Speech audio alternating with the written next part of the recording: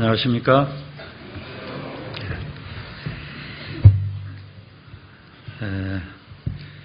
우리가 이제 암송이 암송 수첩에 보면은 다시 이제 시작을 했습니다. 그거 아셔요? 암송 수첩에 보면은 신명기 17장 19절로 시작을 해서 요한계시록 16장 15절로 끝나는데 암송 규절이 수첩에 나와 있는 규절이 총 244규절이 있습니다. 그래서 244개 규절을 암송을 다 마치려면은 한 4년 한 7개월 그 정도 걸립니다.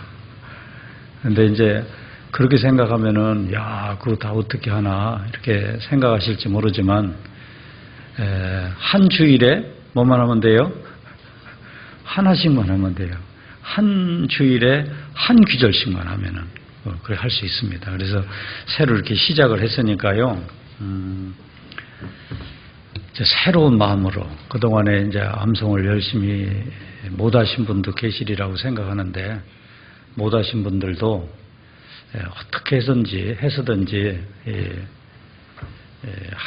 한 주에 한 규절을 이렇게 암송을 이렇게 하면 되니까요. 열심히 암송을 해서 앞에서 인도하는 형제님이 이렇게 인도하는 대로 보지 말고 그동안 이렇게 봤어도요. 지금 보고 하면 암송이 아닙니다. 그래서 같이 암송합시다. 그러면 암송을 해야 될 거 아니에요. 암송합시다. 그럼 나는 보고 합시다. 그래서 암송할 때는 소식지를 보지 말고 그야말로 암송을 한번 계속 해보셔요. 계속 하면은 누구든지 다 할 수 있습니다. 암송 못 할 수 있는 사람 한 사람도 없어요. 다 할 수 있습니다. 그래서 우리가 암송을 좀 많이 해가지고 하나님의 말씀으로 똘똘 뭉쳐서 신앙생활 잘 하셨으면 좋겠습니다. 같이 기도하겠습니다. 거룩하시고 자비로우신 우리 아버지 하나님 감사를 드립니다. 주님 아니셨다면 우리는 죽어서 심판받아 멸망당할 수밖에 없었던 사람들이었습니다. 하나님을 알지도 못하고 헛된 것에 빠져서 험한 삶을 살고 있었을 때에 우리를 먼저 사랑해 주시고 이 땅에 오셔서 십자가 위에서 저주와 형벌 친히 받아주시고 그 보배로운 피를 통해서 우리를 죄악으로부터 구원시켜 주시고 하나님의 자녀 삼아 주신 은혜에 참으로 감사를 드립니다. 나머지 생에 살아가면서 하나님께서 우리를 어떠한 사랑으로 이끌어 주셨는지 알게 해주시고 늘 그 사랑에 보답하며 살아갈 수 있도록 도와주셨기를 원합니다. 주님 앞에 가는 그날까지 주께서 우리에게 허락하신 믿음 온전히 지켜갈 수 있도록 도와주시옵소서. 머지않아 주님 앞에 서는 날 주님께로부터 칭찬받는 저희들 되도록 인도하여 주시옵소서. 오늘도 저희들 사랑해 주시고 또 사랑하는 형제 자매들 이렇게 한자리에 불러 모아주셔서 또 하나님의 말씀을 배울 수 있는 귀한 시간 허락하심에 감사를 드립니다. 이 시간도 온전히 주 성령께만 의지합니다. 성령께서 두루 역사해 주시고 우리에게 필요한 말씀을 또 깨우쳐 주시옵기를 원합니다. 여러 가지 사정상 함께하지 못한 지체들도 어떤 형편에 있든지 늘 하나님을 사모하는 마음으로 변함없이 하나님을 온전히 섬기는 주의 자녀들이 될 수 있도록 도와주시옵기를 원합니다. 이 시간 공주 수양관에서는 9차 수양회가 진행 중에 있습니다. 말씀 대언하시는 우리 목사님들에게 함께해 주셨기를 원합니다. 하나님 말씀 온전하게 전할 수 있도록 도와주시고 그리고 참석하신 모든 분들 성령의 감동으로 한 분도 빠짐없이 모두 구원을 받을 수 있도록 도와주셨기를 원합니다. 하나님의 크신 역사가 일어날 수 있기를 원합니다. 오늘 이 말씀의 시종도 주님께만 의지합니다. 주께서 인도해 주시고 주님 거룩하신 뜻을 온전히 발견하는 시간으로 채워주시옵소서. 우리를 사랑하시는 예수님의 이름으로 기도합나이다. 아멘. 예, 성경 말씀 빌립보서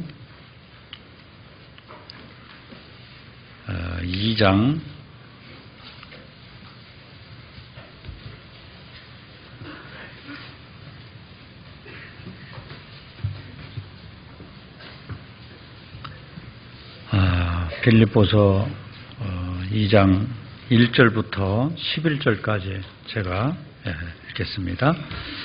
그러므로 그리스도 안에 무슨 권면이나 사랑의 무슨 의로나 성령의 무슨 교제나 긍휼이나 자비가 있거든 마음을 같이하여 같은 사랑을 가지고 뜻을 합하며 한 마음을 품어 아무 일에든지 다툼이나 허영으로 하지 말고 오직 겸손한 마음으로 각각 자기보다 남을 낮게 여기고 각각 자기 일을 돌아볼 뿐더러 또한 각각 다른 사람들의 일을 돌아보아 나의 기쁨을 충만케 하라. 너희 안에 이 마음을 품으라. 곧 그리스도 예수의 마음이니 그는 근본 하나님의 본체시나 하나님과 동등됨을 취할 것을 여기지 아니하시고 오히려 자기를 비워 종의 형체를 가져 사람들과 같이 되었고 사람의 모양으로 나타나셨음에 자기를 낮추시고 죽기까지 복종하셨으니 곧 십자가에 죽으심이라. 이러므로 하나님이 그를 지극히 높여 모든 이름 위에 뛰어난 이름을 주사 하늘에 있는 자들과 땅에 있는 자들과 땅 아래에 있는 자들로 모든 무릎을 예수의 이름에 꿇게 하시고 모든 입으로 예수 그리스도를 주라 시인하여 하나님 아버지께 영광을 돌리게 하셨느니라. 예. 빌립보서 2장 1절에서 11절까지 말씀을 중심으로 해서 오늘 말씀의 주제를 겸손의 왕 예수라는 이런 주제로 말씀을 상고해 보도록 하겠습니다.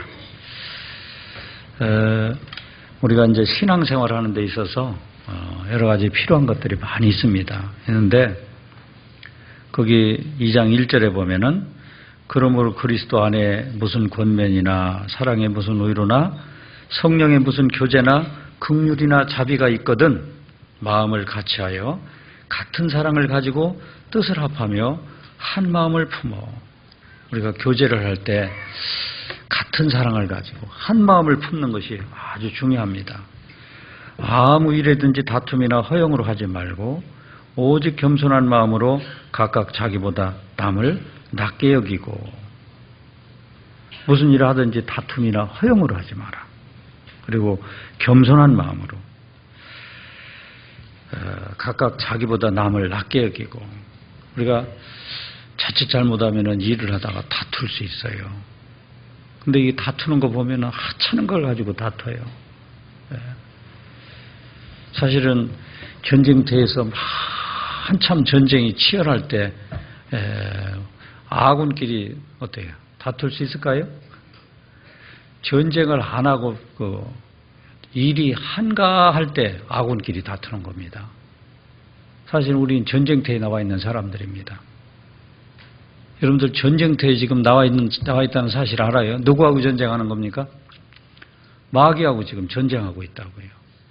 마귀가 막 불화살을 막 쏴 붙이는데 아군끼리 다퉈요. 할 일 없는 사람들이 다투는 겁니다. 막 복음 열심히 전하면 다툴 새도 없습니다. 다툴 새가 어디 있습니까? 다툼이나 허영으로 하지 말고 오직 겸손한 마음으로 각각 자기보다 남을 낮게 여기고 각각 자기 일을 돌아볼 뿐더러 또한 각각 다른 사람들의 일을 돌아보아 나의 기쁨을 충만케 하라. 먼저는 자기 일을 잘 돌봐야 돼요. 자기 신앙을 잘 지켜야 됩니다. 신앙 지키는데 하나님 말씀이 절대적으로 필요합니다. 그래서 암송이 참 중요한 거예요. 자기를 잘 돌아보고 말씀에 붙잡혀서 이렇게 살아. 그리고 이제 자기가 온전히 선 상태에서 또 내 주변에 있는 우리 형제 자매들을 돌아보는 겁니다. 그렇게 돌아볼 때 가장 중요한 덕목이 바로 뭐냐면 예수님의 마음을 품는 겁니다. 5절에 보면 너희 안에 이 마음을 품으라. 그건 무슨 마음이냐? 곧 그리스도 예수의 마음이니 그 예수의 마음 중에서도 그는 근본 하나님의 본체시나 하나님과 동등됨을 취할 것을 여기지 아니하시고 오히려 자기를 비워 종의 형체를 가져 사람들과 같이 되었고 사람의 모양으로 나타나셨으며 자기를 낮추시고 죽기까지 복종하였으니고 십자가에 죽으십니다. 예수님이 진짜 하나님이신데 사람의 위치까지 와가지고 십자가에서 달려서 돌아가시기까지 하나님 말씀에 순종을 했는데 이 겸손한 마음입니다. 이 마음을 본받아라. 이 겸손한 마음을 가지고 신앙생활하면은 다툼도 없습니다. 교만한 사람 사이에 있으면 다투게 돼 있어요. 이 신앙생활에서 중요한 덕목들이 많이 있지만요, 이 겸손의 덕목이 참 중요합니다. 그래서 어거스틴이라는 사람한테 누가 물어봤대요. 어거스틴, 신앙생활하는데 그 덕목 중에서 어거스틴이 생각할 때는 가장 중요한 신앙의 덕목이 뭐라고 생각하십니까? 첫째 뭐라고 생각하십니까? 그러니까 주저할 것 없이 겸손입니다. 그러면 두 번째는 뭐라고 생각하십니까? 둘째도 겸손입니다. 세 번째는 뭐라고 생각하십니까? 세 번째도 겸손입니다. 그럼 네 번째 물으면 뭐라고 하겠어요? 그러니까 어거스틴이라는 사람은 겸손한 생각을 가지고 하나님을 섬기면은 만사가 다 해결이 된다. 모든 거 해결할 수 있다. 그 얘기죠. 그만큼 중요한 거예요. 제가 이 말씀을 준비하면서 국어사전에는 겸손이 뭐라고 나와 있는지, 여러분들 겸손 그러면은 뭔지 알지요? 겸손 그럼 뭔지 압니다. 아는데 막상 정의를 내려보십시오 그러면 정의 내리기가 또 마땅치 않죠? 국어사전에 뭐라고 나왔느냐면은 남을 존중히 여기고 자기를 나타내지 않는 태도, 그게 겸손입니다. 누구를 존중히 여기고요? 다른 사람을 존중히 여기고 자기를 나타내려고 하지 않는 태도, 이 겸손입니다. 예수님이 그렇게 하셨어요. 너희는 이 마음을 품으라. 세상에서 가장 그 겸손의 길을 가신 분은 예수님이십니다. 겸손의 왕이시죠, 예수님은. 겸손의 반대는 뭐예요? 교만입니다. 그러니까 겸손의 어떤 그 모습을 지니지 않으면, 잘못하면 교만할 수 있어요. 완전 대조적입니다. 예수님은 겸손의 왕이시고 마귀는 또 뭘까요? 뭐의 왕일까요? 교만의 왕입니다. 교만 덩어리요, 마귀가. 잘못하면 마귀 속성을 닮을 수도 있어요. 우리는 예수님을 닮아야 됩니다. 예수님. 너희 안에 이 마음을 품어라. 곧 그리스도 예수의 마음이니. 그는 하나님의 근본 본체시나 원래 하나님이신데 사람 위치까지 내려오셨잖아요. 그리고 죽기까지 복종을 하셨습니다. 그것을 배워라. 그것을 계속 배워라. 자기를 낮추면은 특히 먼저는 하나님 말씀 앞에서 자기를 낮춰야 돼요. 그리고 우리가 신앙생활하면서 형제 자매들 이렇게 보면은 저 형제가 나보다 낫다. 남을 낮게 여기라고 했어요. 낮게 여기면은 자기를 높일 이유가 하나도 없는 겁니다.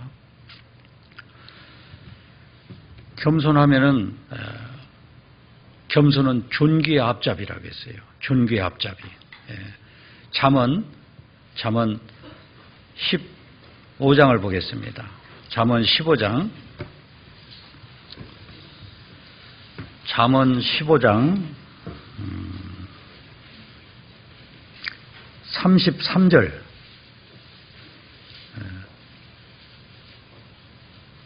잠언 15장 33절.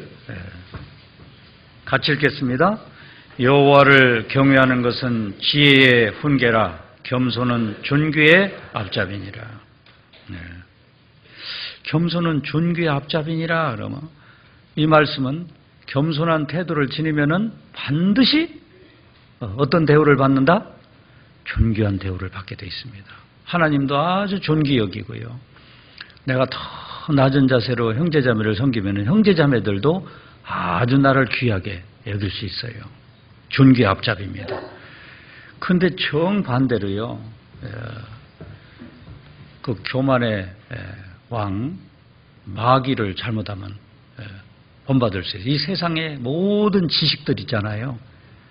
거의 대부분 지식들이 그 마귀가 주관하는 지식입니다.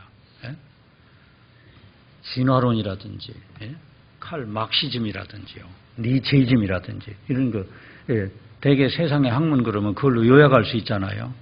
그래서 세상에 지식이 많으면 사람을 교만케 합니다.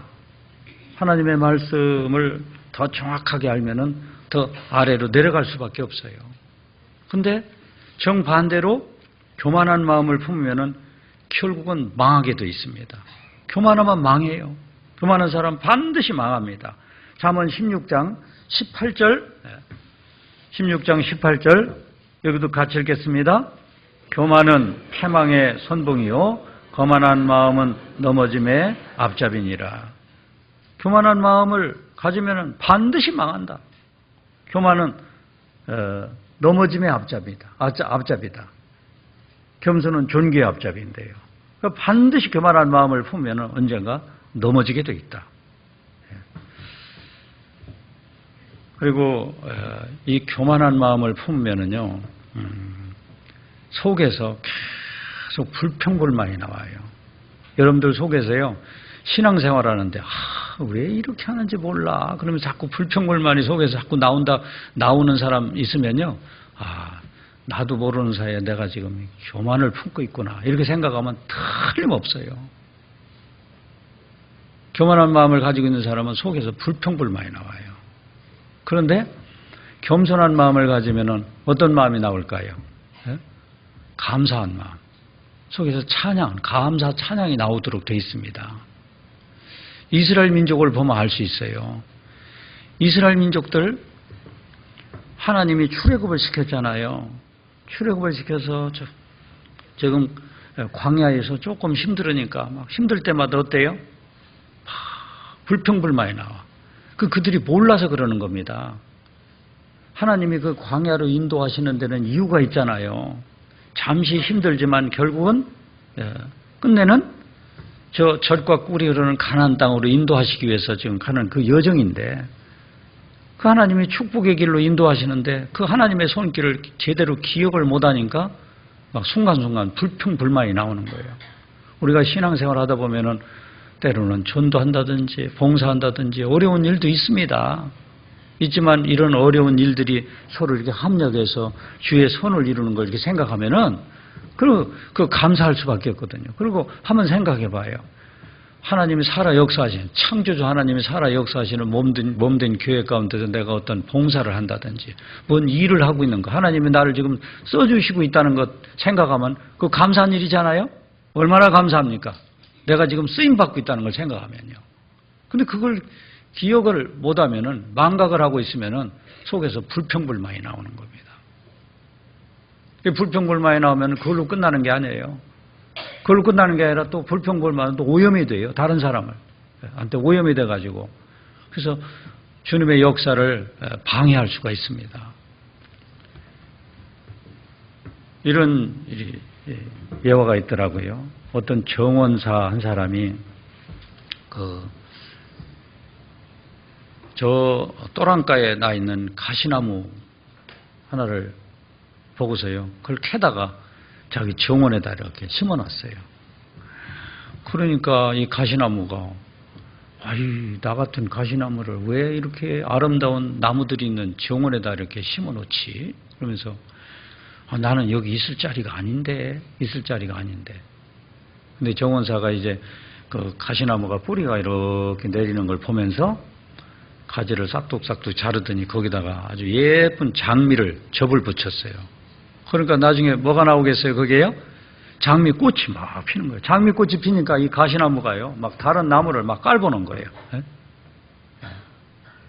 너 이런 꽃 폈냐? 그러면서요. 너 이런 향기를 품어냈냐? 막 깔보고 그래요. 주제 파악을 못하는 거죠. 자기가 원래 가시나무였는데 뭐 때문에 결국은 그 꽃을 피울 수 있는 거예요? 장미한테 접붙였어요. 정원사의 손길이 임해가지고 결국은 자기가 잘나서 꽃을 피우는 게 아니라 정원사의 손길에 의해서 꽃을 피우는 거잖아요. 예. 우리도 우리는 옛날 가시나무요. 죄 가운데 죄구덕에 빠져가지고 지옥을 향해서 가고 있었던 사람이었습니다.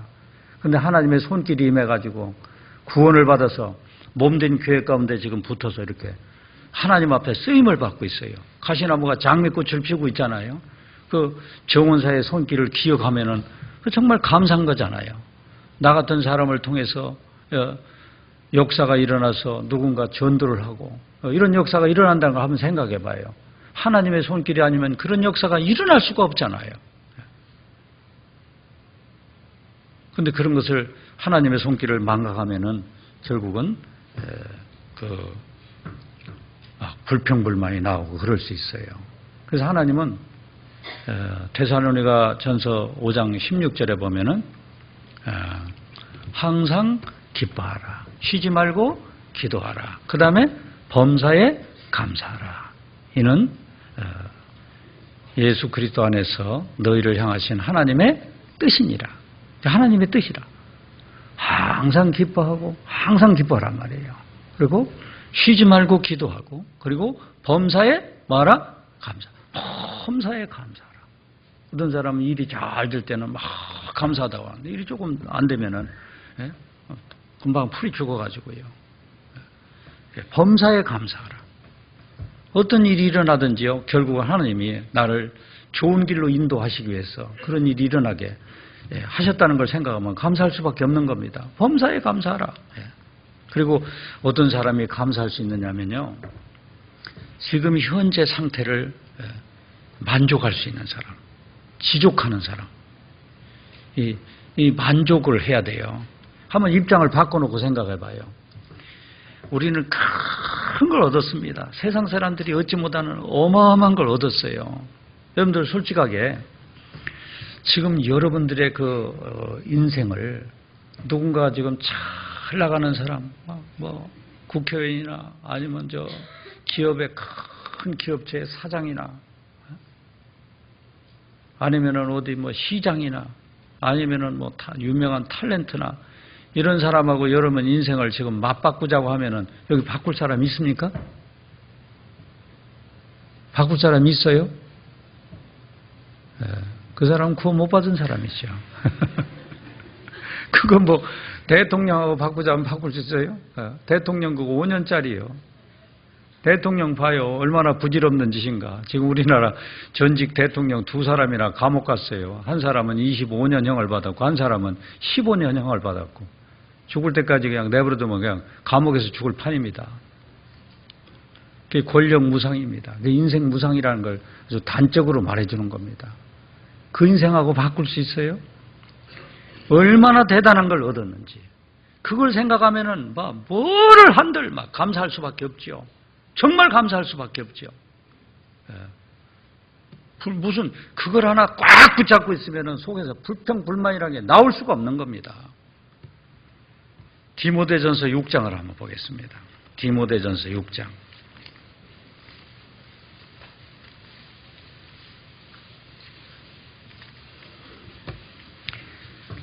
디모데전서 6장 6절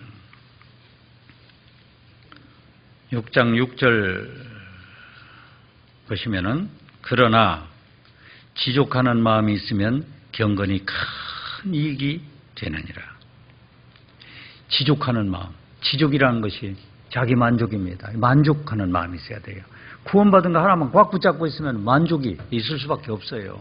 나 같은 것이 어떻게 하다 이렇게 구원을 받았는지 잠시 잠깐 오면은 천국을 간단 말이에요. 얼마나 이거 대단한 겁니까? 우리가 세상에 아무것도 가지고 온 것이 없음에 또한 아무것도 가지고 가지 못하리니 세상에 가지고 온 게 없잖아요. 빈손으로 왔다가 빈손으로 가는 겁니다. 그럼 세상에 왜 태어났느냐? 결국 구원받기 위해서 태어났어요. 구원받은 사람은 인생 성공한 사람입니다. 성공한 인생을 지금 살아가고 있는 겁니다. 우리가 먹을 것과 입을 것이 있은즉 족한 줄로 알 것이니라.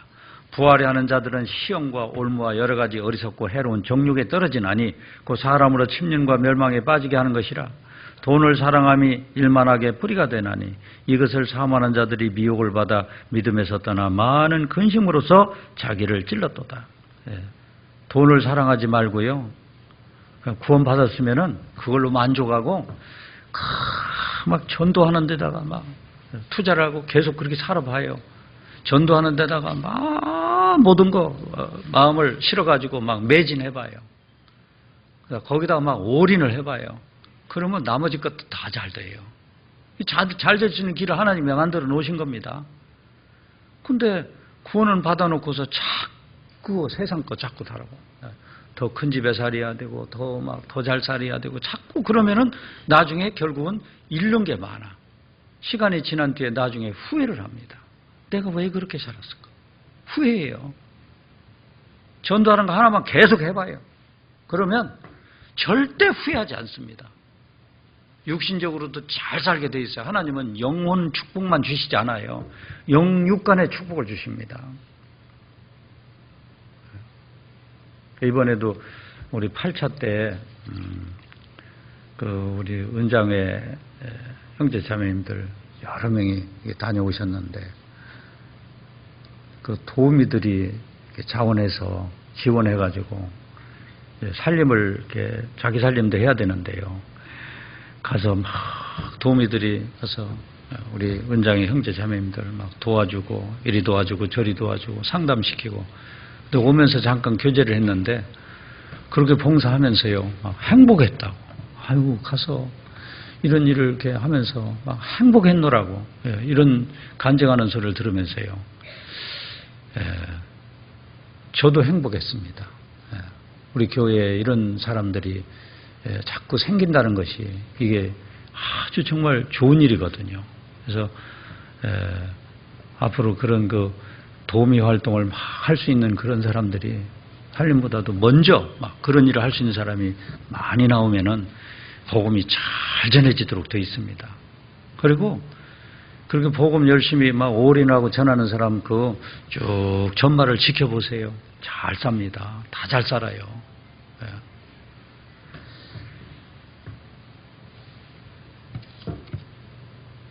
우리는 하나님의 그 손길을 기억하면서요. 그걸 잘 생각해 봐야 돼요. 하나님이 수고하고 무거운 짐진 자들아 다 내게로 오라. 내가 너희를 쉬게 하리라. 나는 마음이 온유하고 겸손하니 나의 멍에를 메고 내게 배우라. 그리하면 너희 마음이 쉼을 얻으리니. 예수님은 온유하고 겸손한 그런 인격을 지니신 분인데 나의 멍에를 메고 내게 배우라. 온유하고 겸손한 그런 마음을 가지고 계속 하나님을 따라가면은 너희 마음이 쉼을 얻으리니. 마음이 편안해져요. 근데 그걸 못하면 마음이 편하지 않습니다. 불안해집니다. 불안해지게 돼 있어요. 그래서 우리는 너희 안에 이 마음을 품어라. 곧 그리스도 예수의 마음이니 그는 근본 하나님의 본체시나 하나님과 동등됨을 취할 것을 여기지 아니하시고 자기를 비어 종의 형체를 가졌고 사람의 모양으로 나타나셨습니다. 하나님이신데 사람의 모양으로 나타나셔가지고 죽기까지 복종하셨습니다. 너희 안에 이 마음을 품으라. 근데 예수님은요, 사신 것 전체가 다 그런 삶을 사셨어요. 아주 태어나실 때도, 예수님 태어나실 때 어디서 태어나셨어요? 원래 예수님은 하나님의 독생자시니까 아주 왕궁에서 태어나셔야 맞잖아요. 그런데 어디서 태어나셨어요? 마구간에서 태어났어요. 마구간. 그 마구간에서, 그리고 어디에다 태어나갖고 이제 출생한 다음에 어디다 뉘어놨어요? 말 구유에다가, 연물통에다가 뉘어놨어요. 누가복음 2장을 보겠습니다. 왜 예수님이 이런 모습으로 오셨을까? 왜 예수님이? 누가복음 2장 6절 7절 봐요. 2장 6절 거기 있을 그때에 해산할 날이 차서 마다들을 낳아 강보로 싸서 구유에 뉘었으니 이는 사관에 있을 곳이 없음이라라. 사관에 있을 곳이 없다는 얘기는 그때 막 가이사 아우구스토가 저 고향으로 가가지고 호적하라고 해갖고 막 그 베들레헴을 고향으로 둔 사람들이 너무나 많이 몰려들어가지고 여관에 거할 수가 없어요. 지금 막 임신해갖고 애기 날 그런 입장인데도요. 여관에 거할 곳이 없어서 마국간에 결국 자면서 마리아가 아기를 출산해가지고 그래서 구유에 뉘었다. 예수님이 그 태어나실 때도 이렇게 아주 낮은 모습으로 오셨어요. 그리고 예수님은 성경에 보면 아주 못난이 모습으로 오셨습니다. 뭐 예수님처럼 못난 분이 세상에 없을 거예요. 여기는 전부 다 예수님에 비하면 다 잘난 분들입니다. 이사야 53장 봐봐요. 이사야 53장.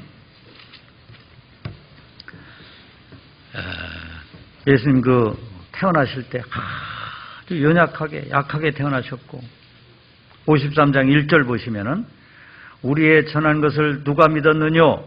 여호와의 팔이 네게 나타났느뇨? 그는 주 앞에서 예수님을 말씀합니다. 주 앞에서 자라나기를 연한 순 같고 연한 순은 약한 게 연한 순이죠. 막 순 이렇게 나오는 거 뭐 건드리면 부러지잖아요.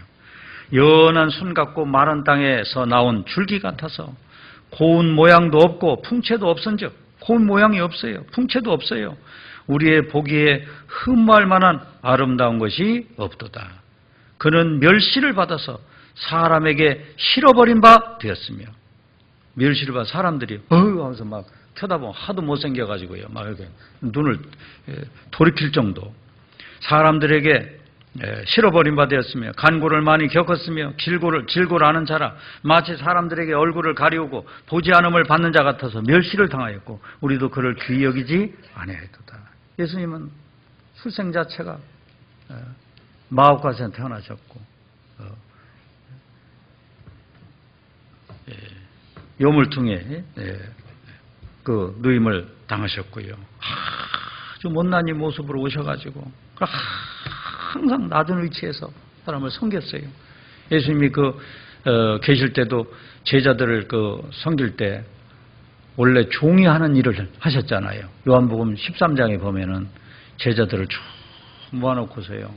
그러고서 허리에다 수건을 두르시고 발을 하나씩 그 냄새나는 발 하나씩 놓고서 막 발을 씻겨주셨잖아요.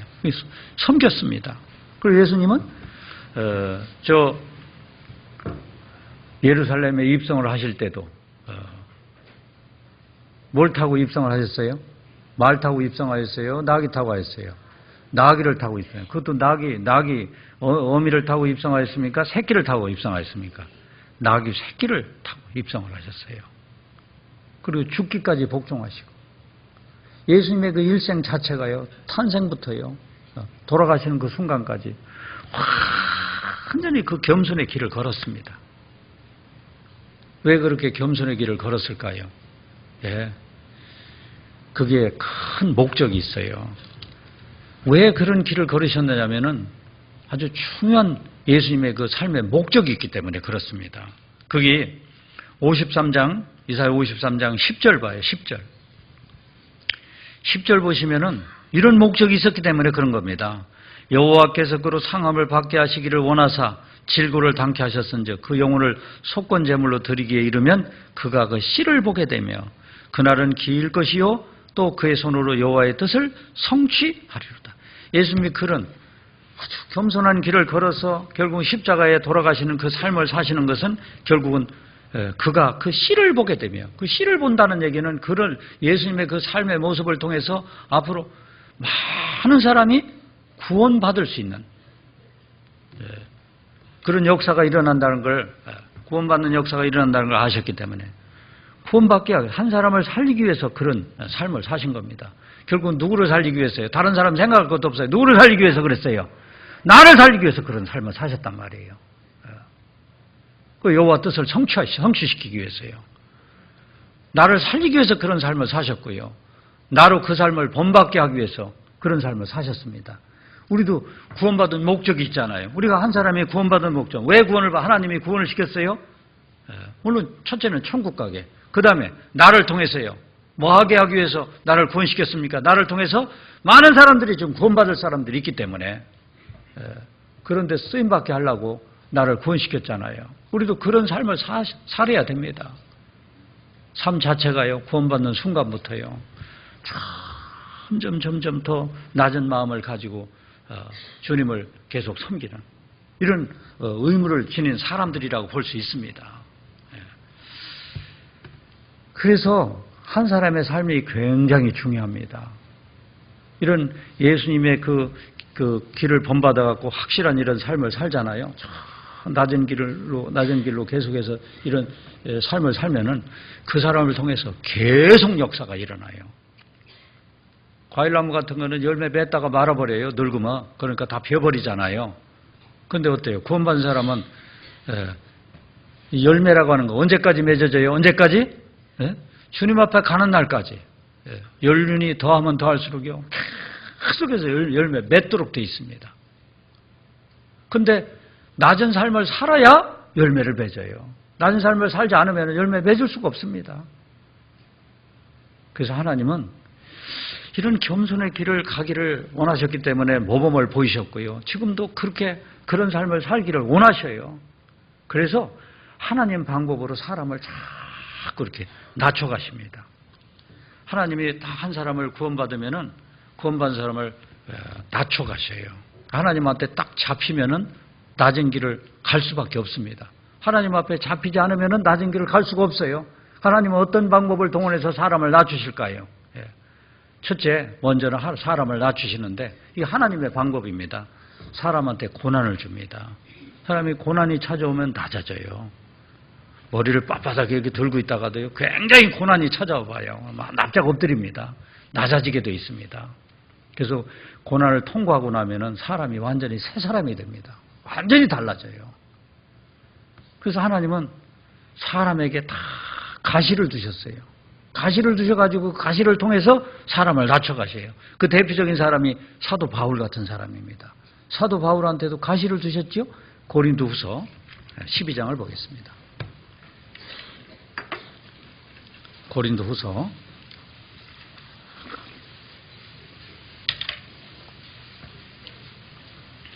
12장 7절부터 보겠습니다. 여러 계시를 받은 것이 지극히 크므로 너무 자고하지 않게 하시려고. 자고가 이게 교만이죠. 내 육체의 가시 곧 사단의 사자를 주셨으니 이는 나를 쳐서 너무 자고하지 않게 하려 하심이니라.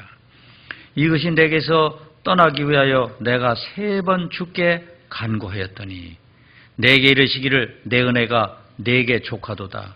이는 내 능력이 약한 데서 온전하여짐이라 하신지라. 이러므로 도리어 크게 기뻐함으로 나의 여러 약한 것들에 대하여 자랑하리니 이는 그리스도의 능력으로 내게 머물게 하려 함이라. 그러므로 내가 그리스도를 위하여 약한 것들과 능욕과 궁핍과 핍박과 곤란을 기뻐하노니 이는 내가 약할 그때에 곧 강함이니라. 사도 바울이 육체의 가시. 하여간 사도 바울은 굉장히 몸이 약했던 것 같아요. 성경에 보면은 눈도 알력도 아주 안 좋았고요. 굉장히 어떤 다른 사람이 갖지 못한 병을 가지고 있었던 것 같아요. 뭐라고는 안 나오는데, 근데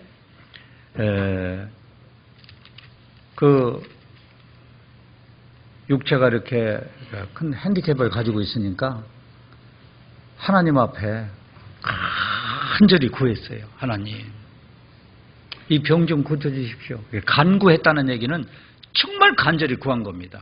3번씩이나 간절히 구했는데 하나님이 전혀 들어주시지 않는 거예요. 그래, 안 들어주시니까 거기서 이제 하나님의 뜻을 발견한 겁니다. 거기 8절 봐요.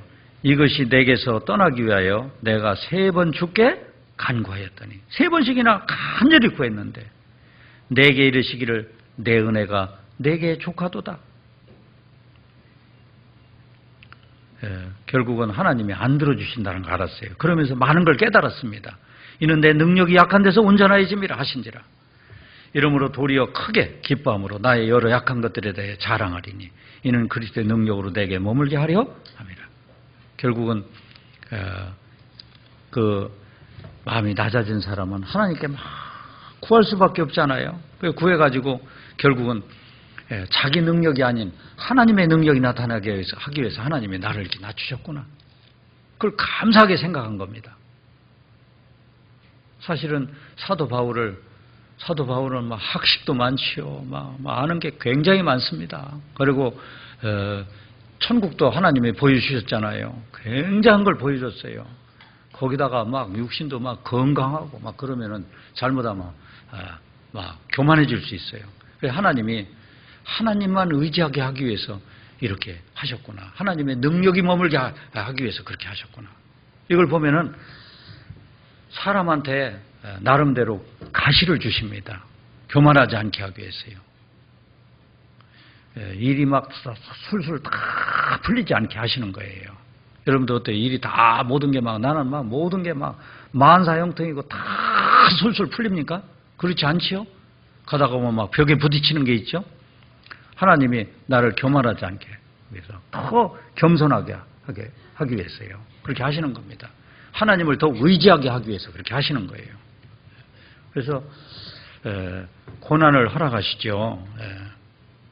고린도 후서 1장을 보겠습니다. 그리고 사도 바울한테 막 사단의 가시를 주셨을 뿐만 아니라 굉장히 곤경에 처하게 하나님이 하셨어요. 고린도 후서 1장 8절 봐요. 형제들아 우리가 아시아에서 당한 환난을 너희가 알지 못하기를 원치 아니하노니 힘에 지나도록 심한 고생을 받아 살 소망까지 끊어지고 결국 죽음에 이를 수 있는 그런 고통을 겪었어요. 우리 마음에 사형 선고를 받은 줄 알았으니 사형 선고를 받았다는 얘기는 나는 이제 끝났다. 죽었다. 이는 우리로 자기를 의뢰하지 말고 오직 죽은 자를 다시 살리시는 누구만? 하나님만 의뢰하게 하심이라. 그가 이같이 큰 사망에서 우리를 건지셨고 또 건지시리라. 또한 이후에라도 건지시기를 그를 의지하여 바라노라. 그래서 사도 바울은 그런 큰 곤경 속에 처했을 때 뭐 거의 죽은 거나 마찬가지인데 자기 힘으로는 살아날 수 없었는데 하나님이 살려주셨어요. 그래서 믿음이 생겼습니다. 하나님은 죽음에 임박해서도 하나님이 이렇게 손길이 임해서 살려주시는구나. 그 하나님만 의뢰하게 하기 위해서 이런 고난을 허락하신 겁니다. 근데 성경 속에서 귀하게 쓰임받은 사람은 이런 다 고난을 겪지 않은 사람이 없어요. 다 고난을 겪습니다. 고난 겪지 않고서 그냥 쓰임받은 사람이 없더라고요. 다윗 같은 사람은 하나님이 누구한테 붙였어요? 사울 왕한테 붙여갖고 왕이 다윗을 죽이려고 막 10년 이상을 막 따라다니고 그 고난 속에서 하나님 의지하는 법을 배워가지고 다윗이 귀하게 쓰임받았어요. 바울도 일생을 그랬잖아요. 모세 같은 사람은 하나님이 쓰시기 위해서 어디다가 갖다 가둬놨어요? 미디안 광야에다가 40년을 여러분들 말이 그렇지 광야에서 40년 산다고 생각해봐요.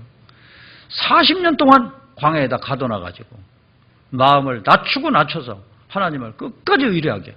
그래서 하나님 앞에 그 이스라엘 민족을 인도하는 그 일꾼으로 쓰임을 받았어요. 사도 요한 같은 사람은 저 반모 섬에 유배를 시켰어요. 사람도 살지 않는 섬에다가 유배를 시켜가지고. 거기서 이제 자기 힘으로는 살아갈 수 없잖아요. 하나님만 의지하고 하루하루 살아가는데 그때 이제 요한 계시록을 기록하게 계시를 내려주셨잖아요. 그래서 이 고난에 처해야 결국은 더 낮은 상태에서 하나님을 가까이 할 수 있는 겁니다. 그래서 하나님은 사람을 낮추시기 위해서 사단의 가시를 사용하신다. 그리고 사람을 낮추기 위해서 뭘 자꾸 주시느냐면 하나님의 말씀을 주시는 거예요. 여러분들 조용한 시간에 말씀을 가만히 읽어봐요. 계속 말씀을 읽으면요, 하나님하고 자기를 비교할 수 있습니다. 내가 누구인지를 알 수 있어요. 하나님 말씀 앞에 내가 누군지를 자꾸 알아요.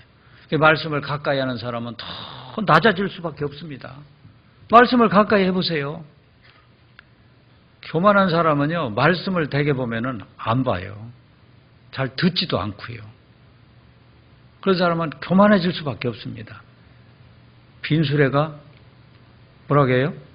요란하다고 하잖아요. 수레 물어봐요. 막 빈수레는 덜컹덜컹. 예? 수레에다 뭘 꽉 싣고 가면은 덜컹거리는 소리가 없어요. 예. 말씀을 계속 암송을 하고 말씀을 계속 봐봐요. 그럼 말씀 앞에서요, 점점 나는 아무것도 아니다. 그걸 알게 돼 있습니다. 하나님 말씀을 주신 목적은요, 교만하지 않게 하기 위한 목적도 있습니다. 신명기 17장 봐봐요. 신명기 17장 19절 17장 19절 보시면은 17장 19절 평생에 자기 옆에 두고 읽어서 그 하나님 여호와 경외하기를 배우며 이 율법의 모든 말과 이 규례를 지켜 행할 것이라. 자, 여러분들 말씀을 배우는 목적이 뭐예요? 말씀을 자꾸 배우다 보면은 하나님 경외하기를 배워요. 하나님께 섬기는 걸 이렇게 배우고요. 그리고 이 율법의 모든 말과 이 규례를 지켜 행할 것이라. 말씀을 배워서 자꾸 말씀을 준행해 봐요. 자꾸 준행을 하면 할수록요. 그리하면 20절 봐요. 그리하면 그의 마음이 형제 위에 뭐하고? 교만하지 아니하고 이 명령에서 떠나 좌루나 우루나 치우치지 아니하리니 이스라엘 중에서 그와 그 자손의 왕후에 있는 날이 장관이라. 평생에 자기 옆에 두고 읽어서 그 하나님 여호와 경외하기를 배우고 이 율법의 모든 말과 이 규례를 지켜 이렇게 계속 행하면 그리하면 그 마음이 형제 위에 교만하지 아니하고 그거 하면은 교만할 수가 없어요. 그 이 명령에서 떠나서 좌루나 우루나 치우치지 않고요. 그리고 그와 그 자손이 왕후에 있는 날이 장구하리라. 하나님 앞에 하나님 존귀 여김을 받는다. 이 말씀을 가까이 안 하니까 교만한 마음을 품을 수밖에 없어요. 자칫 잘못하면 그럴 수 있어요. 그래서 교회는요 항상 뭘 생각하셔야 되냐면은 이걸 자꾸 잊어요. 뭘 생각하셔야 되냐면 우리 형제자매 이렇게 대할 때요 저 형제 속에 누가 계시다는 걸 생각해야 돼요. 하나님이 계시잖아요. 그래서 어떤 면에서는 그냥 형제, 저 자매 그러면은 그냥 그것만 생각하면 겉으로만 그것만 생각하면은 잘못하면은 함부로 대할 수 있어요. 그런데 그 속에 지금 하나님이 거하신다고 생각을 해요. 그리고 형제 자매를 섬길 때 하나님을 섬기듯이 이렇게 섬겨야 맞습니다.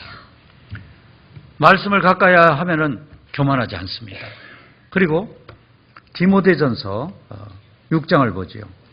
디모데전서 6장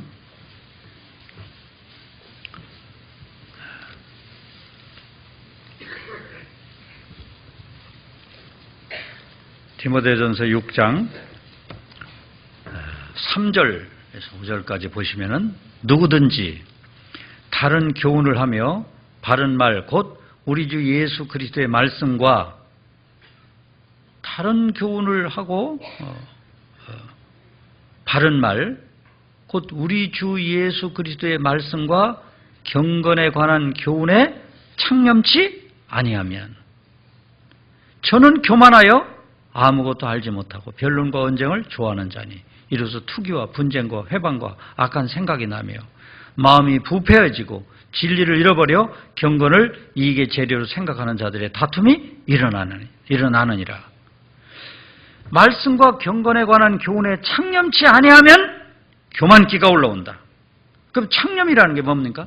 말씀과 경건에 관한 교훈의 말씀에 창념이라는 게 뭐예요? 창념이라는 것이 생각을 말씀에다 딱 고정을 시키는 것이 이 창념입니다. 말씀에 고정을 시키고 말씀을 다 벗삼고 살아가는 사람은 교만이 올라올 수가 없는 겁니다.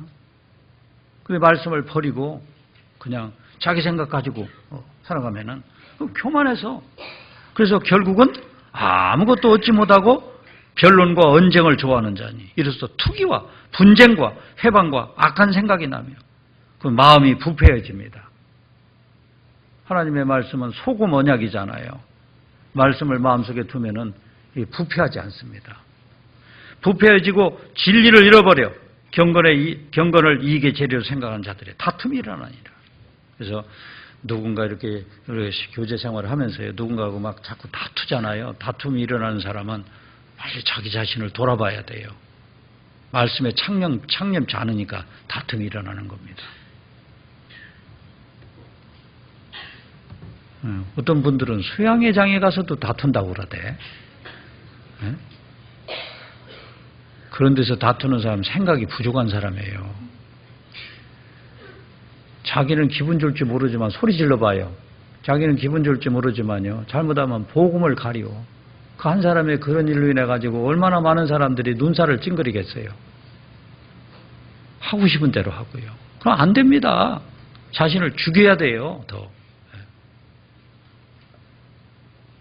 어떤 사람은 교회에서도 큰 소리를 치는 사람이 있어요. 교회에 하나님이 계신데 하나님 앞에서 큰 소리 치는 거예요. 집에서 부모님이 계신데 자식들이 둘이 다퉈봐요. 막 말려도 부모님이 그만해라. 그런데도 막 계속 다퉈. 그 불효 자식 중에 정말 불효 자식이죠. 부모님이 계시면은 다툴 일이 있어도 잠잠해야 되잖아요. 그리고 시간이 조금 지나면 아무것도 아니잖아요. 그래서 교회 안에서도 마찬가지로 하나님이 계신데 큰 소리를 내고 그럴 수 없습니다.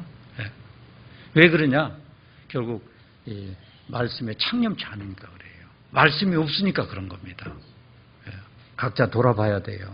그러니까 하나님은 어려움을 줘가지고 사람을 막 낮춰가시고 또 말씀을 계속 주셔가지고 사람을 낮춰가시고 그리고 또 낮추는 하나님이 낮춰가는 방법은 교제를 통해서 낮춰가셔요. 교제를 통해서. 그래서 우리 교회 어떤 경우 이렇게 보면은 굉장히 지체가 높은 분들 있잖아요. 지체가 높은 분들 막 판검사도 있고 막 교수도 있고 의사도 있고 막 지체가 높은 분들이 있어요. 그런데 그런 분들도 막 저 수양회 같은 데 가면은 쓰레기 청소 저 사람이 판검사인지 뭔지 도대체 알 수가 없어요. 막 쓰레기 청소 막 하고요. 뭐 하고 막 뭐 하잖아요. 지시본 가지고 막 교통 정리하고요. 막 이런 거 이렇게 보면서요. 그러면서 교훈을 받습니다. 그래서 우리가 진정한 그 교제라고 하는 그 교제를 통해서 또 마음이 낮아져요. 교제를 통해서요. 여기 잠언 16장을 봐요. 잠언 16장.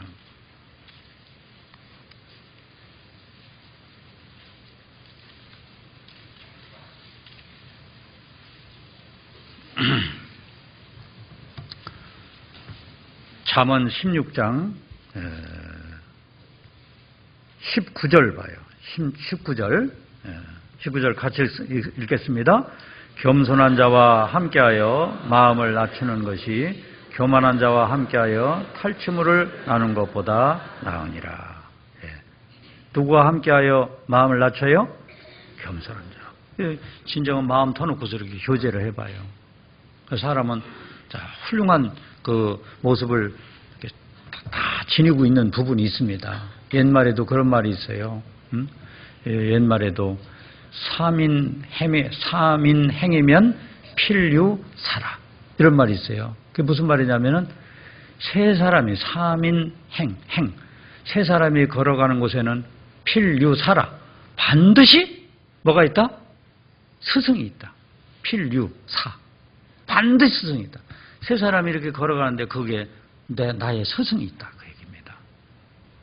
사람은 자기가 배우려고 하면은 많은 걸 배울 수 있어요. 우리가 교제 속에서도요, 배우려고 하는 자세를 가지고 이렇게 봐봐요. 우리 형제 자매들 다 귀합니다. 배울 게 있어요. 한 사람 한 사람한테 배울 게 있습니다. 이 배우려고 하는 자세를 갖지 못한 사람은 죽을 때까지 뭘 해도 못 배워요. 교만한 사람 마음을 지니면은 배울 수가 없습니다. 잠언 15장 12절 봐요. 15장 12절 같이 읽겠습니다. 거만한 자는 견책받기를 좋아하지 아니하며 지혜 있는 자에게로 가지도 아니하며. 이 거만한 사람은 배울 수가 없습니다. 죽을 때까지 배워야 돼요. 죽을 때까지. 잠언 9장 보겠습니다. 9장 7절에서 9절. 잠언 9장 7절에서 9절까지 보면 거만한 자를 징계하는 자는 도리어 능욕을 받고 악인을 책망하는 자는 도리어 흠을 잡히느니라. 거만한 자를 책망하지 말라. 그가 너를 미워할까 두려우니라. 지혜 있는 자를 책망하라. 그가 너를 사랑하리라.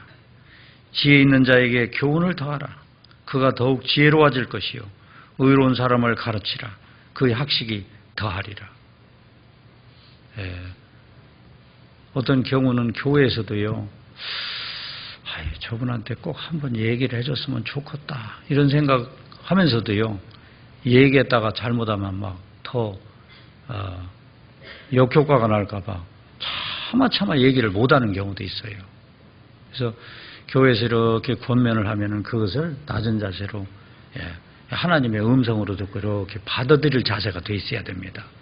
그런 사람한테는 지혜로운 사람한테 계속 지혜가 더해질 수 있어요. 자기가 어떤 마음을 지느냐가 참 중요한 겁니다. 인도 무갈 왕조의 3대 왕 아크바르라는 사람이 있대요.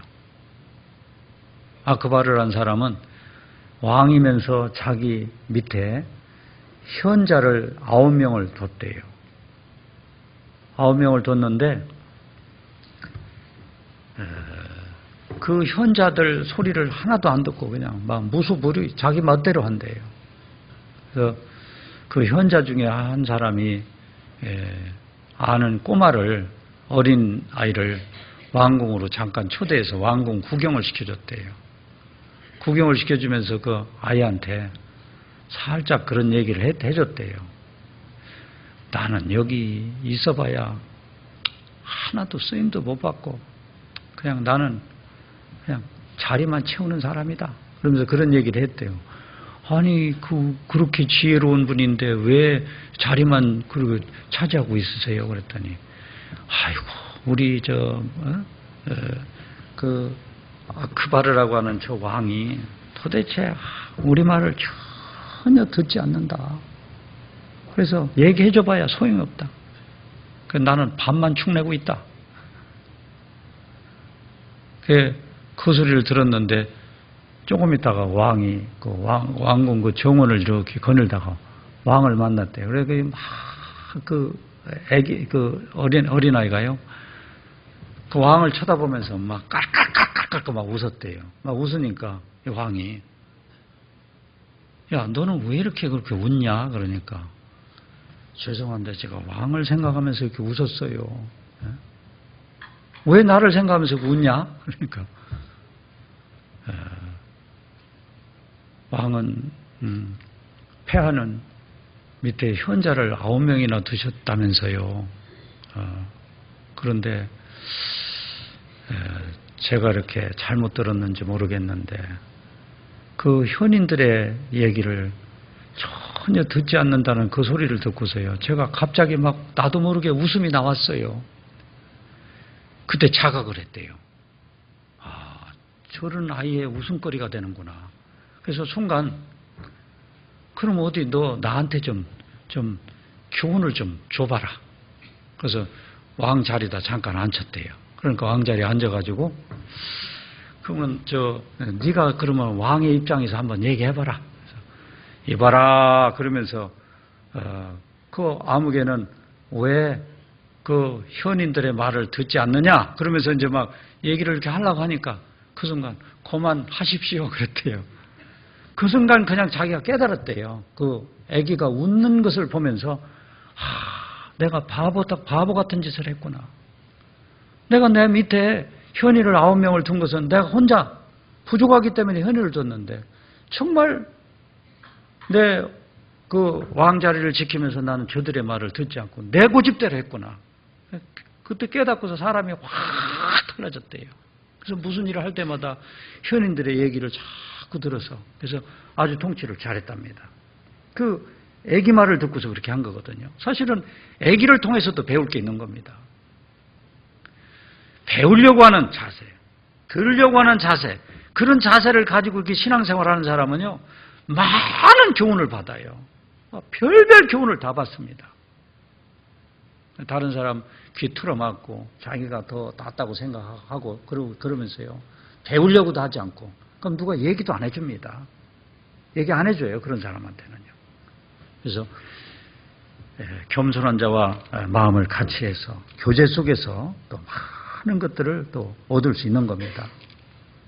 사실은요, 이 성경에 보면은, 성경 역사에 보면은 아주 큰 사건들이 많아요. 먼저는 천지 창조. 하나님이 무에서 유를 창조하셨잖아요. 하나님이 빛이 있으라 하면 빛이 있었고, 빛이 없는 데 있었잖아요. 이 천지 창조, 이게 대단한 사건입니다. 그리고 출애굽 사건. 출애굽 사건이 얼마나 대단합니까? 어떤 신이 한 민족을 한 다른 민족에게서 이렇게 끌어낸 일이 있습니까? 없어요. 막 홍해 바다를 갈라가지고 막 그 200만 명 이상 되는 그 민족을 이끌어간 걸 봐요. 그리고 광야에서 40년을 살게 한 걸 봐요. 이 대단한 사건입니다. 큰 사건, 천지창조의 사건, 출애굽의 사건, 그리고 또 이스라엘 민족 그 바벨론 포로에서 돌아오게 하는 사건. 이스라엘 민족을 바벨론 그 포로 생활을 하게 한 것도 하나님이 하셨고, 그 포로 생활에서 돌아오게 한 것도 이거 대단한 사건입니다. 한 민족이 70년 동안 가서 포로 생활을 했는데 어떻게 거기서 끄집어낼 수 있습니까? 끄집어낼 수 없어요. 그런데 하나님이 저 페르시아의 고레스 왕을 감동을 시켜가지고 한 민족을 끌어냈고요. 그리고 또 큰 사건이 지금 전 세계에 흩어져 있는 그 민족을 다 흩어놓은 것도 대단한 사건이고요. 그 민족을, 흩어진 민족을 이스라엘 땅으로 약속을 해놓고 수천 년이 지난 뒤에 지금 이스라엘 땅으로 돌아가게 하는 이 사건도 막 대단한 사건입니다. 큰 사건들이 많아요. 그런데 사실은 성경에 나와 있는 이 큰 사건 중에서도요, 제일 큰 사건이 뭔지 아십니까? 제일 큰 사건은 이런 어떤 천지 창조보다도 더 큰 일이고요. 출애굽, 이거보다도 더 큰 일이고, 바벨론 포로 돌아오게 한 것보다 더 큰 일이고, 세상 모든 민족에게서 이스라엘 땅으로 이렇게 이스라엘 민족 돌아오게 한 것보다도 더 큰 사건이 바로 뭐냐면, 이 땅에 살고 있는 사람을 구원받게 해갖고 천국으로 인도하는 이 사건이 제일 큰 사건입니다. 예수님은 그걸 제일 큰 사건이라고 했어요. 요한복음 14장을 보겠습니다. 요한복음 14장. 요한복음 14장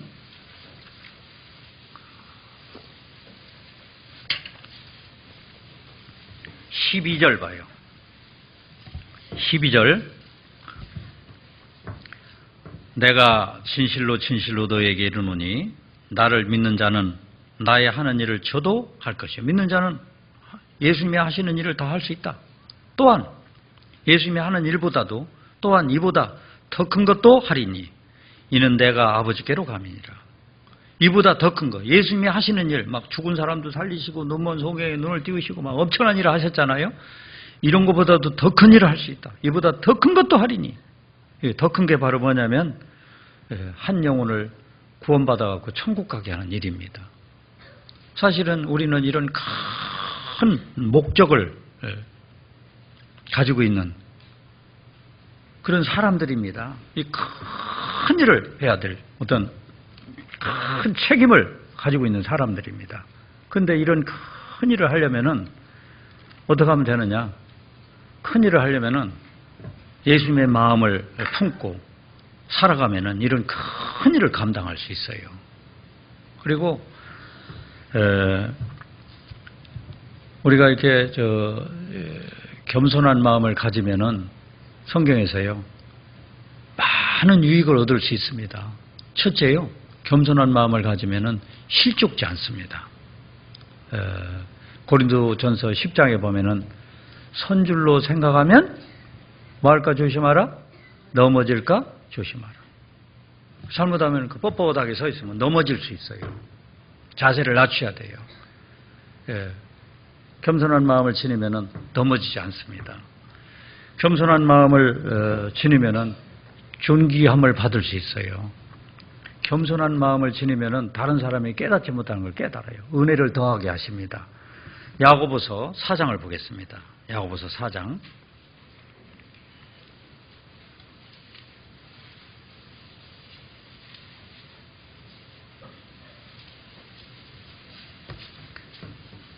야고보서 4장 6절 4장 6절 같이 읽겠습니다. 그러나 더욱 큰 은혜를 주시나니 그러므로 일렀으되 하나님이 교만한 자를 물리치시고 겸손한 자에게 은혜를 주신다 하였나이다. 교만한 자를 물리치시고 겸손한 자에게 뭘 주셔요? 은혜를 더해 주셔요. 은혜를.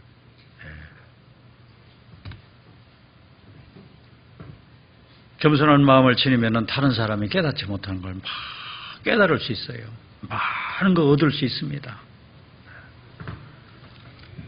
그리고 겸손한 사람은요, 어떤 유익이 있느냐면은 겸손한 사람이 있으면은 이게 하나 되는데 큰 도움이 됩니다.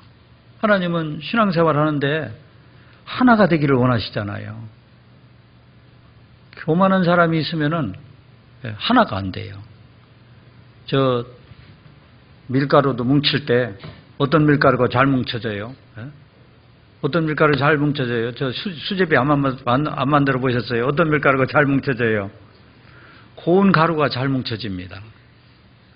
이게 제대로 빠지지 않은 거, 덩글덩글한 거, 이게 막 더글더글 하면은요, 이게 잘 안 뭉쳐져요. 아주 겸손한 사람이 있으면은 그 모임 자체가요, 막 구역이라든지, 막 조라든지, 막 모임이 있잖아요. 부서별 모임 있잖아요. 겸손한 사람이 있으면 그 모임이 아주 완전히 하나가 돼요. 근데 자기를 나타내려고 하잖아요. 아까 얘기했잖아요.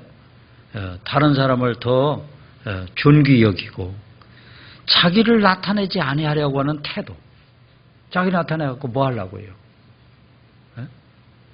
자기를 나타내려고 하는 사람은요, 자기가 알지 못하는 사이에 이 속에요, 교만기가 있는 거예요. 겸손한 사람은 이렇게 하나 되게 하는데 쓰임을 받아요. 이 하나 된다는 것이 진짜 중요합니다. 왜냐하면 마태복음 18장 20절에 보면은 두세 사람이 내 이름으로 모인 곳에는 나도 그들 중에 있느니라. 두세 사람이 내 이름으로라고 하는 것은 예수님의 이름으로예요. 자기 이름이 아닙니다.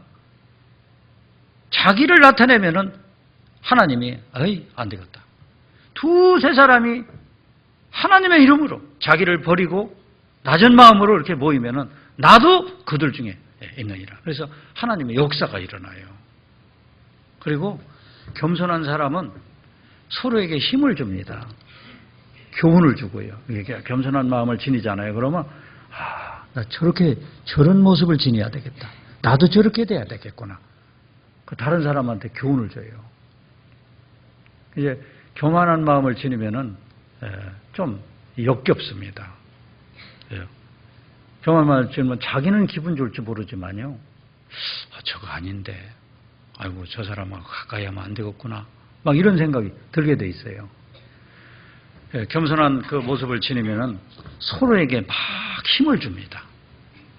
서로에게 힘을 줘요. 위로를 주고요. 그리고 내가 이제 점점 이렇게 낮아지잖아요. 낮아지면은 높여주시는 분은 하나님이 높여주시는 겁니다. 자기가 높아지려고 하면 안 돼요. 하나님이 높여주신단 말이에요. 하나님한테 높임을 받아야 됩니다. 누가 그랬냐면 예수님이 그랬잖아요. 자, 빌립보서 2장을 보겠습니다.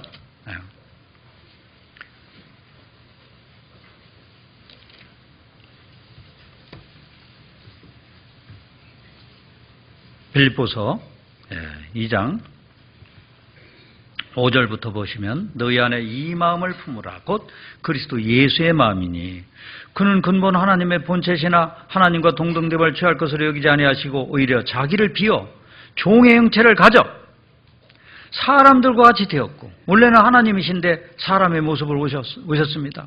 낮춰도 막 굉장히 많이 낮추셨죠. 사람의 모양으로 나타나셨으며 자기를 낮추시고 죽기까지 복종하였으니 그 십자가에 죽으심이라.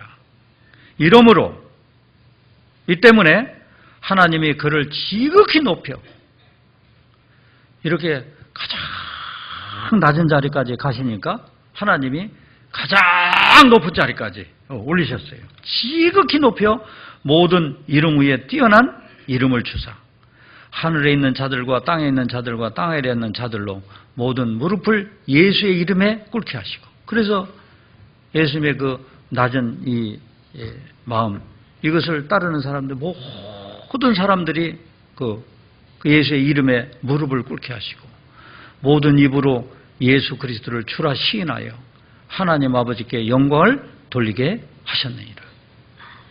예수님이 이렇게 낮은 위치에 내려가셨기 때문에 그 일로 인해서 하나님께 영광을 돌렸어요. 그래서 그 낮은 위치로 내려가면은 하나님이 높여주시게 돼 있습니다. 우리는 그걸 배워야 돼요. 그리고 이 겸손한 그 생각을 지니면은 하나님이 막 주시는 게 많습니다. 하나님이 잠언 22장에도 보면 이런 걸 주신다고 돼 있어요. 잠언 22장. 잠언 22장. 22장 4절. 22장 4절. 같이 읽겠습니다. 겸손과 여호와를 경외함의 보응은 재물과 영광과 생명이니라. 네. 겸손과 여호와를 경외함의 보응. 겸손한 마음으로 하나님을 다 섬겨봐요. 그럼 보응이란 건 갚아준다 그 얘기예요. 재물도 주시고 영광도 주시고, 영광은 상급이죠. 생명이니라. 그래서 사실은 구원받을 때 보면은 말씀을 쭉 듣고서요, 탁 판단 내리는 겁니다. 야, 하나님이 정말 살아 계시구나. 조금 궁금한 거 묻고요. 그리고 딱 상담하는 사람이나 말씀 전하는 사람한테 딱 맡기면 막 백발백중 구원받아요. 상담해 볼 때요, 최고 어려운 사람은 한마디 하면 10마디 하는 사람은 구원 절대 못 받더라고. 네. 상담하는 사람보다 막, 내가 이게 상담할 때 이렇게 종이를 갖다가 쓰잖아요. 그러면 내 볼펜을 막 뺏어가요. 뺏어가고 자기가 막 해. 그러면 냅둬버립니다. 그럼 해보세요. 그러고서. 그런 사람은 구원 못 받더라고. 절대 못 받더라고요. 그래서 하나님 말씀하셨잖아요. 겸손과 여호와를 경외함의 보응은 재물과 영광과 생명이니라. 사실은 우리는 구원받을 때 생명 얻었지만 사실은 은혜 위에 은혜 막 더 받을 수 있어요. 그리고 또 한 가지 뭘 아셔야 되느냐면요, 우리 구원받은 사람은 구원받는 순간 사실은 겸손의 미덕을 지닌 사람들이에요. 구원받는 순간 겸손의 미덕을 딱 가지고 지니고 시간이 지나면 지날수록 계속해서 어떡합니까? 계속해서 위로 올라가요? 내려가요? 계속 내려가야 돼. 계속 죽을 때까지. 자꾸 내려가는 길을 가는 이게 신앙생활입니다. 그래서 우리가 신앙 연륜이 더한 우리 형제 자매님들이 있잖아요. 더 낮은 자리에, 더 낮은 자리로 가야 돼요.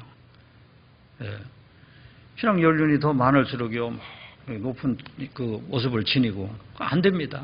그럴 수 없어요. 그래서 여기 창세기 5장에 보면 창세기 5장 셈의 족부 이야기가 나오는데요.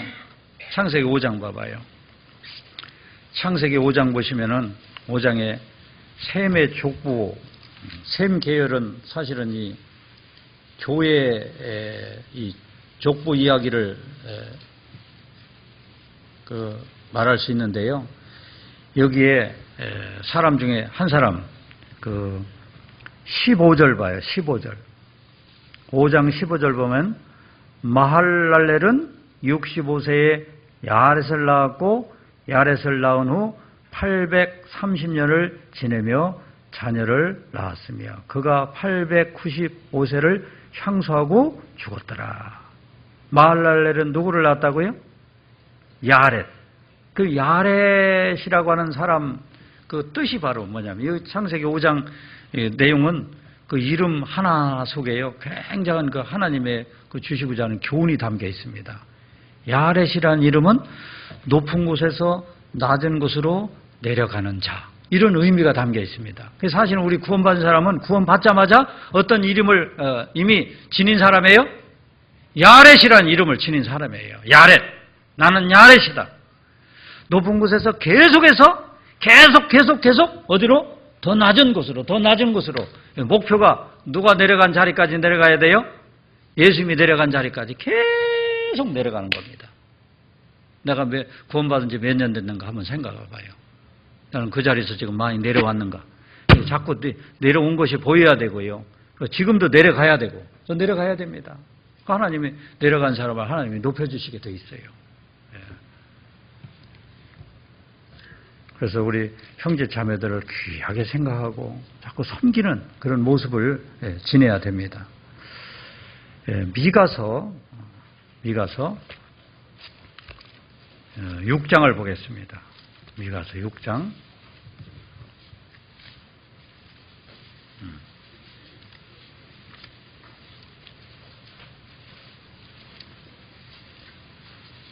구약성경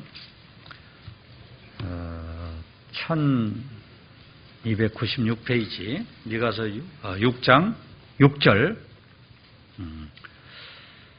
내가 무엇을 가지고 여호와 앞에 나가며 높으신 하나님께 경배할까? 뭘 가지고 나갈까? 내가 번제물 1년 된 송아지를 가지고 그 앞에 나갈까?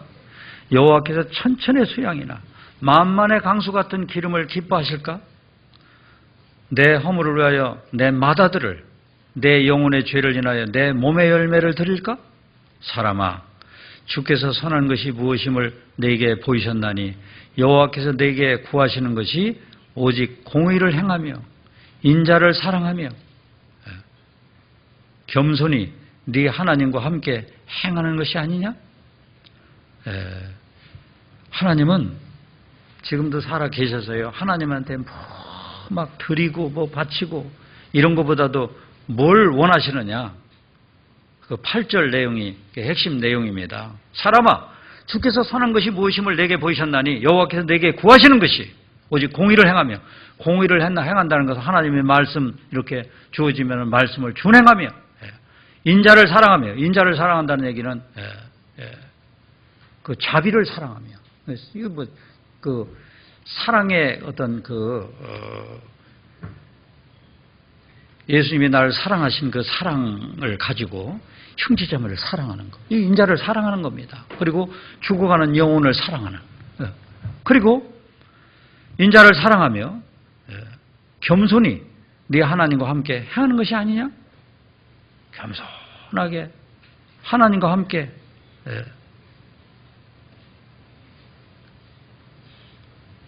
우리가 순종을 하고 이렇게 따라가는 것. 하나님이 원하는 것은 뭘 바치는 것보다 그런 걸 원한다. 겸손한 마음을 가지고 하나님을 묵묵히 섬기고 따라가는 것. 하나님이 그걸 원하신다. 어떤 사람이 그렇게 이런 걸 할 수 있느냐면 하나님 앞에 꽉 잡힌 사람이 그거 할 수 있어요. 하나님은 어떤 사람을 잡아서 쓰시느냐면은 겸손한 사람, 준비된 사람, 그런 사람을 하나님이 꽉 잡아가지고 이렇게 쓰셔요. 하나님이 이렇게 잡아 쓰려고 하는데 이게 뭐 교만한 마음 가지고 있으면은 하나님이 잡을 수가 없습니다. 그래서 오늘 겸손의 왕 예수에 대해서 이렇게 배웠는데 여러 가지 뭐 많이 교회에서 우리가 이것도 하고 저것도 해야 되지만요. 그 무엇보다도 더 지금보다도 지금까지도 잘 살아왔지만 지금보다도 좀 더 어떻게 아래로 내려가는 마음을 가지고 그러고서 현재 서 있는 위치에서 이렇게 잘 또 금년 2018년이라는 세월이 시간이 지금 막 지나가고 있습니다. 지금 10월인데 저 들여봤더니 그냥 완전히 막 곡식이 다 익어가지고 막 황금 물결을 이루고 있더라고요. 수수대를 생각해 봤습니다. 그래서 우리가 10월 달에도 보니까 구역 집회가 4군데서 있고요. 그 다음에 이제 구역 집회 끝나고 10월도 행사가 참 많더라고요. 뭐 다음 주에는 그 가족 초청 잔치가 있고 또 10월 그 말경에는 작은 음악회도 있고요. 그런 여러 가지 그 행사를 치르면서 동시에 11월 5일부터 대집회 있는 거 아시죠? 그래서 전도하면서 더 낮은 마음으로 이렇게 전도하면서 이번에도 그저 8차 그 수양회 할 때 우리 어르신들 그렇게 은장회 형제 자매님들 여러분이 가셨는데 그 상담을 꼭 받고 오라고 부탁을 했더니 잘 따라주시는 모습을 보면서 아주 기분 좋았습니다. 어떤 분은 가서 상담받으라고 잘 안 받는 분도 있는데요. 우리 은장회 형제자매들 아주 말을 참 잘 들으시더라고요. 다소곳하게 그래서 우리 도우미들이 인도하는 대로 그런 모습을 그게 이제 신앙 생활하는데 좋은 하나의 단면이라고 볼 수 있습니다. 우리가 이제 구역이나 막 여기 어떤 우리 주변에서요. 먼저든 형제 자매들이 이렇게 섬기는 자세로 이렇게 따라주세요. 이렇게 해주세요. 이게 뭐가 있습니다. 그러면 그대로 따라주면 돼요. 가족 초청 잔치 때 흰옷을 입고 오세요. 그러면 흰옷 입고 와야 돼요. 그럼 막 나는 파란 거 입고 오고 그러면 그거 안 되잖아요. 따라줘야 돼요. 그래야 그게 아름다운 거거든요. 그게요. 그러면 신앙생활 잘 할 수 있습니다. 하나님 말씀하셨죠? 너희 안에 이 마음을 품으라. 곧 그리스도 예수의 마음이니 예수님의 마음을 품어라. 그는 근본 하나님의 본체시나 하나님과 동등됨을 취할 것을 여기지 아니하시고 자기를 비워 종의 형체를 가졌고 사람의 모양으로 나타나셨으며 종의 형체를 가져 사람의 모양으로 나타나셔가지고 죽기까지 복종하였으니 그 십자가에서 죽으심이라. 그래서 이 마음을 항상 가지고 신앙생활 잘 하실 수 있기를 바랍니다. 같이 기도하겠습니다. 거룩하신 우리 아버지 하나님 감사를 드립니다. 세상의 많은 사람들 중에서 저희를 특별히 사랑해 주시고 우리를 복음으로 불러주셔서 하나님의 자녀 삼아주신 은혜 참으로 감사를 드립니다. 나머지 생에 저희들 살아가는 목적이 있다면 하나님을 잘 섬기는 가운데 아직도 구원받지 못한 죽어가는 저 많은 심령들을 살리기 위해서 저희들이 존재하는 줄 압니다. 우리 주변에는 아직도 하나님의 그 십자가의 사랑을 깨닫지 못하고 자기 생각에 빠져서 허무한 삶을 살아가고 있는 사람들이 많이 있습니다. 그들 더욱 불쌍히 여겨주시고 그들에게 또 여길 수 있도록 해주시고 그들에게 사랑의 손길을 보내서 더 많은 사람들 인도해서 계속해서 우리를 통해서 날마다 구원받는 역사가 일어날 수 있기를 원합니다. 오늘 겸손의 왕 예수님에 대해서 또 하나님의 말씀을 또 상고하며 또 말씀을 또 배웠습니다.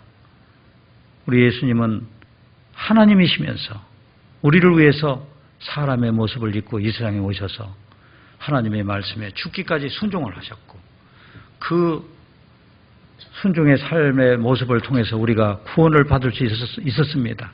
우리 어떤 형편에 놓여 있든지 예수님의 그 겸손의 모습을 본받아서 바른 신앙생활 이어갈 수 있도록 인도하시고 우리의 바른 신앙생활을 통해서 형제 자매들을 더욱 섬기고 그리고 우리를 통해서 계속해서 구원받는 역사가 일어날 수 있기를 원합니다. 10월 한 달 동안 4구역에서 전도집회가 계획되어 있습니다.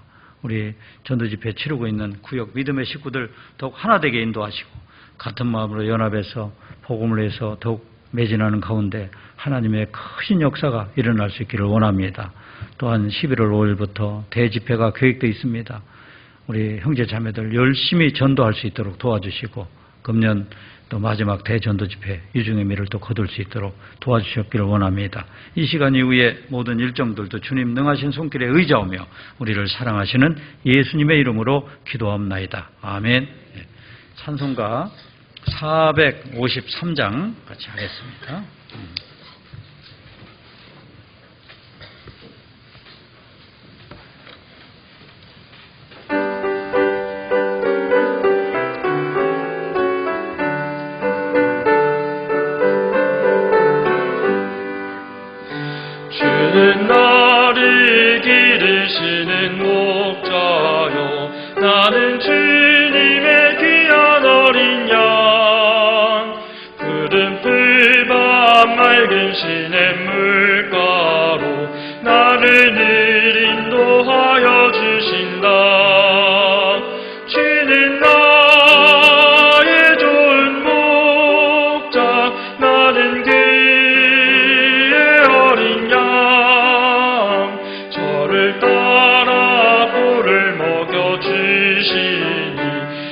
내게 부족한 저녁서라.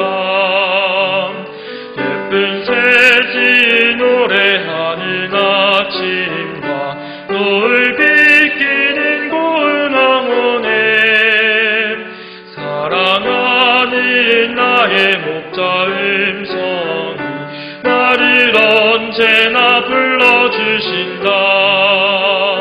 주는 나의 좋은 목자, 나는 그의 어린 양. 저를 따라 꼴을 먹여주시니 내게 부족한 저녁서라. 못된 짐승 나를 해치 못하고 거친 비바람 삼지 못하리. 나의 주님 강한 손을 펼치사 나를 주야로 지켜주신다. 주는 나의 좋은 목자, 나는 그의 어린 양. 저를 따라 꼴을 먹여주시니 내게 부족함 전혀 없어라.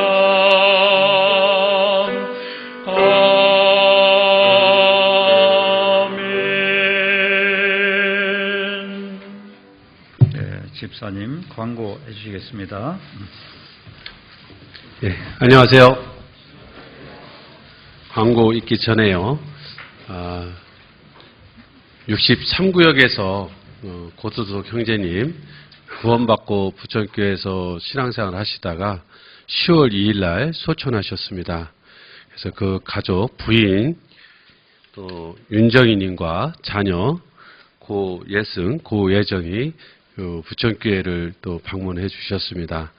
그래서 잠시 나오셔서 인사가 있겠습니다.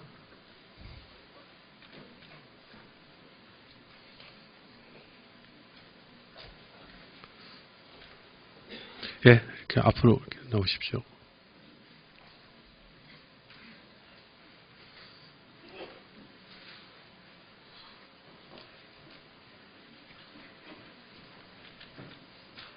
예, 어서 오십시오. 인사하시고요. 네, 나오셔서 우리가 한마디 해주시죠. 반갑습니다. 안녕하세요. 처음 뵙겠습니다. 저희 애다아빠 여기서 구원받고 하늘나라 가셨어요. 되게 편한 마음으로 많이 아팠지만 편하게 하늘나라로 가셨고 저희는 굉장히 기쁘게 받아들이고 있습니다. 더 이상 고통받지 않고 아프지 않고 하나님 품에 안길 수 있도록 하나님께서 인도해 준 것에 대해서 감사드립니다. 감사합니다.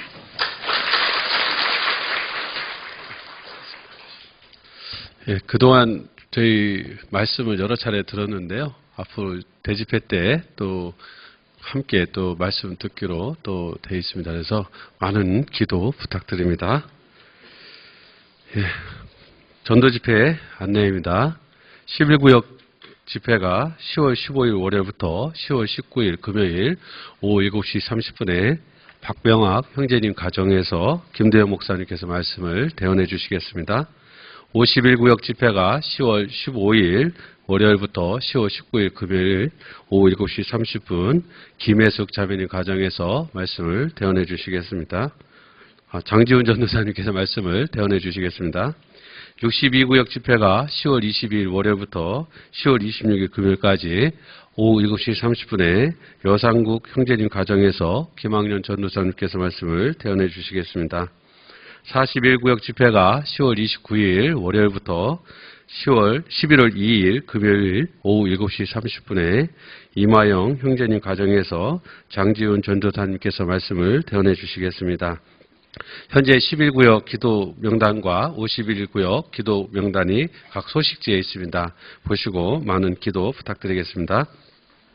교제 안내는 소식지를 참조해 주시기 바랍니다. 오늘 모임 안내입니다. 전체 임원 모임이 오후 2시 중강당에서 있습니다. 4교구, 5교구 임원 모임이 오후 3시 30분 교회당에서 있습니다.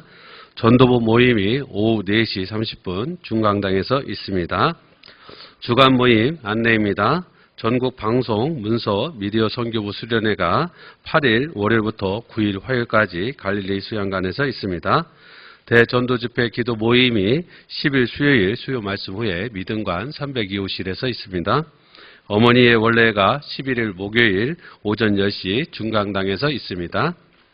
2교구 임원 모임이 11일 목요일 오후 7시 박종칠 형제님 가정에서 있습니다. 봉사의 수련회가 12일 금요일부터 13일 토요일까지 영종동 교회 실미도 무의도에서 있습니다. 또 수련회 계획이 2층 로비에 또 부착되어 있습니다. 봉사 형제님들은 보시고 참조해 주시기 바랍니다. 청년의 수련회가 12일 금요일부터 13일 토요일 청주교회당에서 있습니다. 중구동부 체육대회가 13일 토요일 오후 4시 까치울 초등학교에서 있습니다. 다음 주 모임 안내입니다. 가족 초청 잔치가 주일 말씀 후에 까치울 초등학교에서 있습니다. 주일 말씀은 오전 10시서부터 시작합니다. 목사님께서 말씀해 주셨듯이 가족 초청 잔치는 아직 구원받지 않은 가족들과 함께하는 잔치입니다. 오늘도 함께 가족분들 해서 가족 초청 잔치를 할 수 있도록 많이 모시고 오시기 바랍니다. 인천권 교사 수련회가 오후 3시 인천 계양교회에서 있습니다. 입당식 안내는 소식지를 첨지해 주시기 바랍니다. 성도 소식입니다. 43구역의 김을선 자매님 무릎 수술로 역국 연세 사랑병원 601호실에 입원 치료 중에 있습니다. 건강 회복을 위해서도 많은 기도 부탁드립니다. 53구역의 정희훈 형제님, 이미슬 자매님 등려하셨습니다. 61구역의 김도현 목사님, 변희미 자매님, 역곡동에 있는 부천 동부 센트럴뷰 3단지로 이사하였습니다. 이달 말일에 작은 음악회가 있습니다. 11월 대전도 집회를 앞두고 우리 가족과 함께하는 작은 음악회입니다. 이때도 구원받지 않은 가족분들 다 모여서 함께 작은 음악회에 참석할 수 있도록 많은 부탁드립니다. 이상 광고 마치겠습니다. 3분 교제 후에 맛있는 식사해 주시기 바랍니다. 감사합니다.